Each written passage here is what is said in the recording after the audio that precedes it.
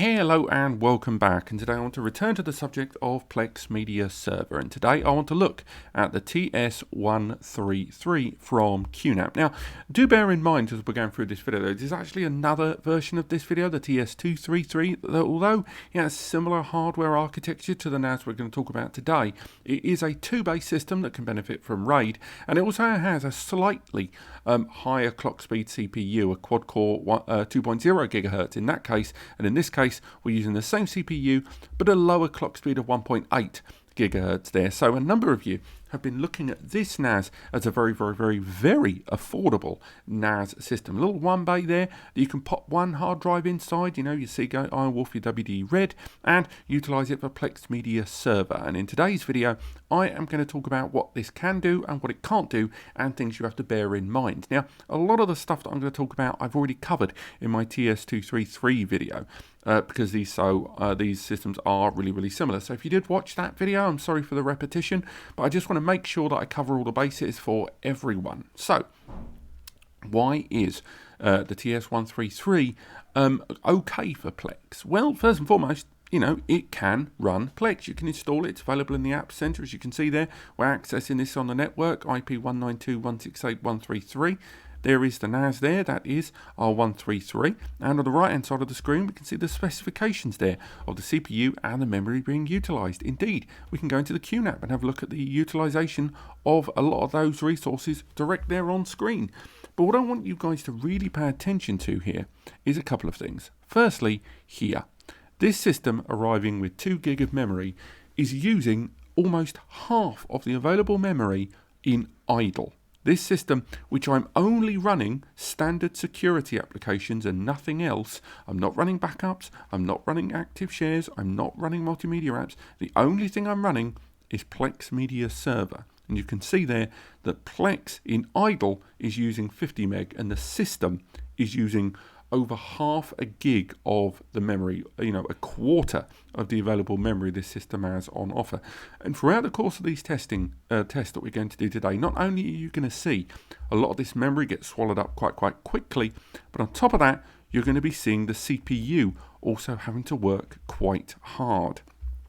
Now, the CPU inside this system, which is a Cortex A55, it's a 64-bit ARM or ARM-based processor. ARM-based processors are more typically utilized in mobile devices or things that run on batteries, or things that are going to be on for days, weeks, months, or even years at a time. They are designed to be efficient. The commands that are handed to them by the system to get jobs done, both to and from the CPU, use an element of compression that takes long lines of instruction and turns them into much smaller instructions, and therefore the CPU can get stuff done utilizing less power. The problem is, more complex instructions such as transcoding or visual instructions are too long and too complex for the CPU to easily compress into those shorter commands.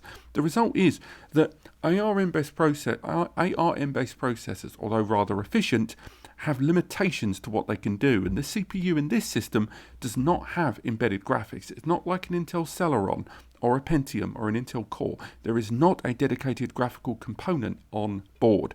Consequently, anything this system has to do with visual elements to it, OpenGL, that sort of thing, 3D based imagery, it needs to use raw processing power in order to do it and struggle in the compression. So in today's video, we're going to be looking at playing 1080p media and 4K media in a variety of different types. We're also going to be doing transcoding that I'm going to talk about later on, but ultimately I want to show you guys the extent of what the TS-133 can do, but also bear in mind that I have not installed other applications. If you're going to be running backups with Hybrid Backup Sync 3, if you're going to be using surveillance cameras and IP cameras using QVR Elite, if you're going to be looking at AI assisted photo recognition and, you know, managing your photo collection with QMaggie or PhotoStation, bear in mind they're going to use their own amount of these resources, and you don't have a lot of resources to start with. So when you're looking at how much CPU and memory are being used in today's Plex tests, remember that if you were running other applications, you may not have the resources at your disposal. This is an affordable NAS for a reason. And this 1-bay that doesn't have the advantage of RAID also means that when you are interacting with a hard drive inside this system, a hard drive is not as good as an SSD at managing multiple inputs and outputs, multiple tasks happening to it at once. So when this drive is being accessed for multimedia, if it's being utilized by other services at the same time, that too, along with the CPU and memory utilization limitations, are going to have an impact on performance. And I'm sorry about this long introduction, but it's really, really, really important that a number of you realize the reason that cheap NASs, and by cheap I mean price tag, are that price for a reason. I'm using OBS, so you might see the odd graphical blip there, but don't worry, that's more to do with the screen recording and the laptop I'm utilizing maybe having its graphics card pushed a little bit during the recording. But for now, let's make our way in. There is Plex Media Server. On the right hand side there's our scale of CPU memory. We're going to ignore bandwidth because we're accessing things via the local area network. If you were accessing your NAS remotely, you may have to contend with the reshaping of files due to internet connectivity being thinner, or the client hardware you're utilizing not really being great for larger files. So we will be simulating transcoding in a lot of these tests. If we have a little long, we're going to go for the matrix first thing. Again, we've had to mute stuff because of the YouTube copyright bots would kill this video stone dead. But if we carry on moving forward, we can have a little look here. We can see we're playing this file in its original format. It's a 720p file at 0.7 megabits per second. And again, even though we're accessing over the local area network, so again, that's a 100 megabytes per second bandwidth there, a gigabit connection, straight away, we're already seeing that CPU work a little bit hard there in a way that we've not seen with more powerful CPU NASs. You skip forward, we can skip around, we're still streaming this movie remotely over the network, but even then, flick along, back and forth, it seems to run absolutely fine there. So what if we instigate some of that transcoding I mentioned? Well, for those of you that would query transcoding, as some of you sometimes do in the comments, you're right. Chances are you're never going to choose to watch a file at these lower resolutions if you're using a big TV or a big device. But if you're using a phone with a limited internet connection, maybe you're utilizing a public Wi-Fi, or you're down to 2G or 3G, you're going to want to play back a file on your phone where you're not going to notice the difference between 4K at 1080p and 480p here.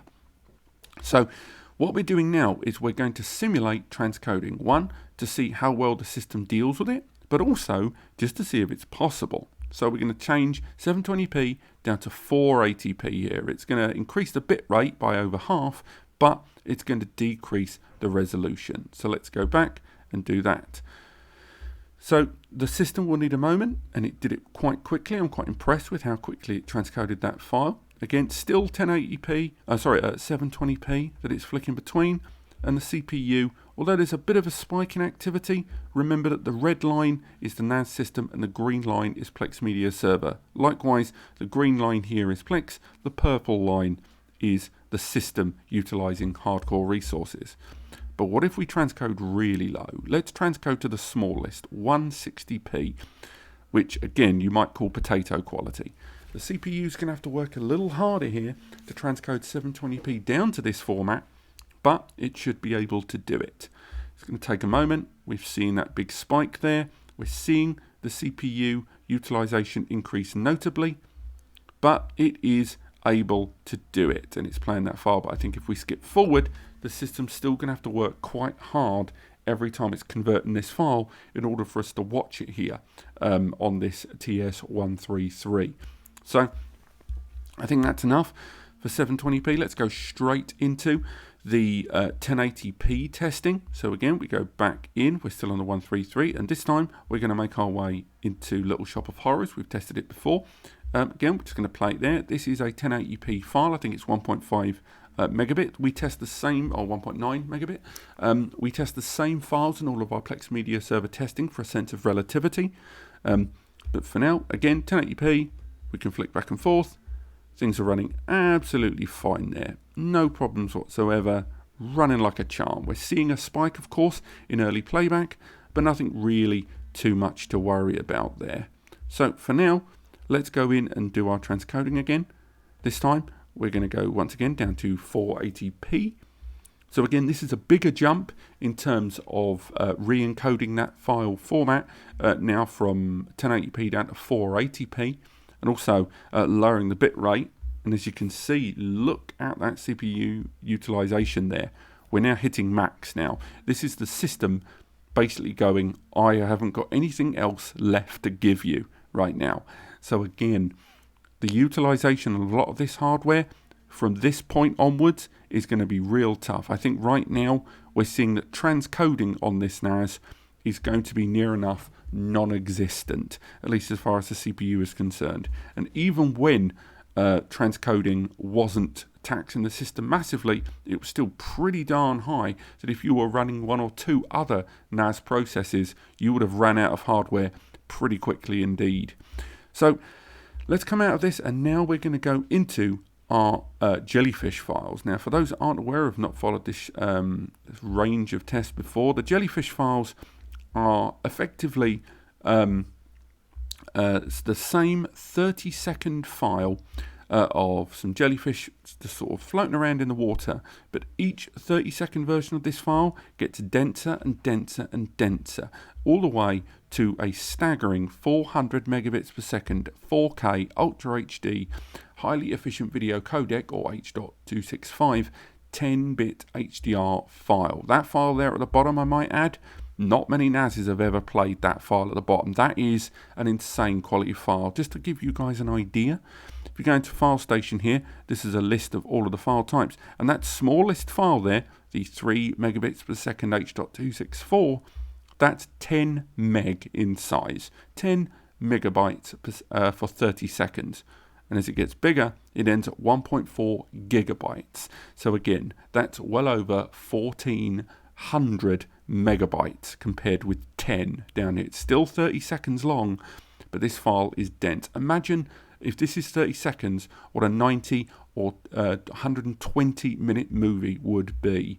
That is the kind of stuff we're dealing with here. So if we test that first file, it should play absolutely fine. We've seen 1080p play, but as far as transcoding is concerned, we've not really seen much to write home about.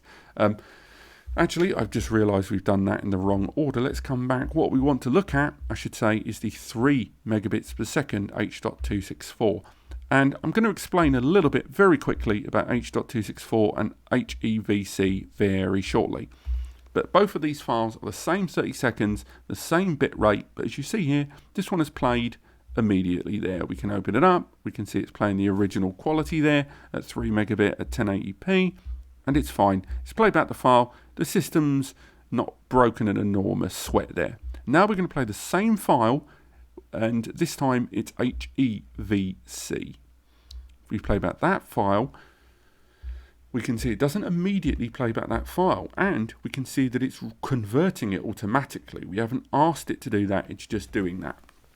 We can also see that the CPU playing this incredibly similar file is suddenly working through the ringer, even though both of the files that we're playing are about 10 megabytes in size. Now, why is that? Well, that is to do with those four letters, HEVC, highly efficient video codec. Now, what this is about is the previous codec, otherwise known as H.264, the one that the previous file was playing fine, that one there, that compression technique is utilized very easily and with no patent problems everywhere in the world. It's included and people can put them on their media players and it's fine. But as movies and TV shows and everything and the picture quality was getting better, a more efficient codec was required to keep these files at a manageable size. And so a new one was developed, a highly efficient video codec, or HEVC, or H.265. Now, unfortunately, the patent and ownership of this compression technique is spread across many different places. Consequently, it's not that easy or affordable for most companies to include the support of HEVC natively. And I include NAS, I include a lot of client hardware, a lot of multimedia players, everything including Windows Media Player as well. Generally, support of HEVC may require an additional license, a patch, or an additional purchase. The result is that when an HEVC file needs to be HEVC or H.265 file needs to be played, it immediately needs to transcode it. And that is where the TS-133, with its more efficient ARM-based processor, really hits some trouble, because it can't. It just doesn't have the resources inside to transcode usefully. And the result is that if you do have a library that's comprised of a large amount of HEVC media, or a lot of H.265 media, or 10-bit HDR media, which is predominantly HEVC in compression, these files are not going to play very well at all on the TS-133. So just to give you a bit of perspective there, we're going to try the H.264, so that's the easier compression technique at 10 megabits per second. And again, it's going to play in original quality. We can see the buffering there, the dark orange, as you know, completed very, very quickly. And although utilization is noticeable, it's not the end of the world. If we come out of that file, however, we do the same thing again, this time with the HEVC version. We click play. Sorry about the drilling noise in the background, that's happening in the building where I'm working. But if we have a little look there, we can see immediately the system's having trouble. It's having to force codec it. We're seeing that CPU utilization. And I think for me, that's enough evidence to highlight that HDR or HEVC or H.265 are just not going to be possible on this NAS. This CPU here is just not going to cut it. So make sure you check the media you have in your collection before considering either this NAS or any NAS that has that processor. There's just not enough under the bonnet to play back these more complex media files. But for now, let's go ahead and make our way through the H.264 files. Next up, we're going to look at 30 megabits per second H.264. We're going to go ahead and click play on that.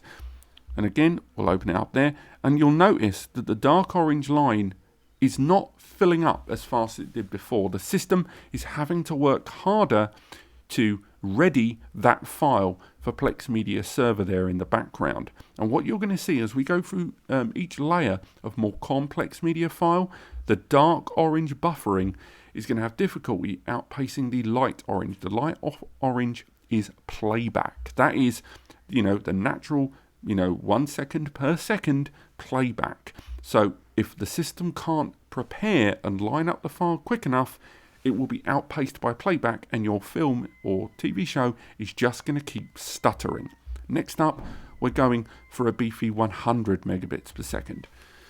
This is my last 1080p test file in H.264 before we move on to a 4K media file. We can see that dark orange there. It's just staying ahead, but not by much. And the light orange is catching up. Are we going to see it outpaced, or is it going to manage to stay ahead? And we're seeing stuttering there. So you can see this CPU is not going to be the best for handling H.264, particularly at denser bit rates greater than 30 megabits per second, because we're seeing that stuttering there as the file preparation is being outpaced by the organic playback of that file there. And again, it should come as no surprise that when we test this 4K version of that file, so this is a 4K version, Ultra HD H.264 at 120 megabits per second, this file is probably almost certainly either not going to play at all, or if it does play, there's going to be tremendous stuttering. But as we look there, it's going to attempt to play it in its original format, as you can see there. We'll zoom down to the bottom right. We're seeing the dark orange.